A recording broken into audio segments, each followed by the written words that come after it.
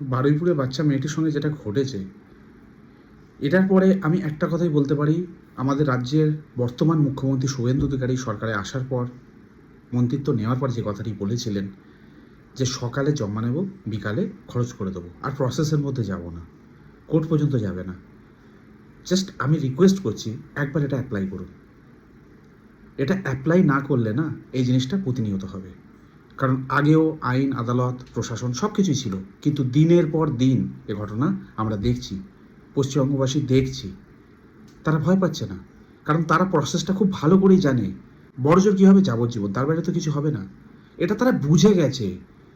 কিন্তু সবথেকে বড় ভয় মৃত্যু ভয়, সেটা যদি দেখানো একবার শুরু করে দেন না, যেটা আপনি বলেছিলেন আসার সঙ্গে সঙ্গেই, সেটা যদি একবার, জাস্ট একবার অ্যাপ্লাই করেন না, আমি গ্যারান্টি দিয়ে বলছি দ্বিতীয় বারুইপুর আর হবে না।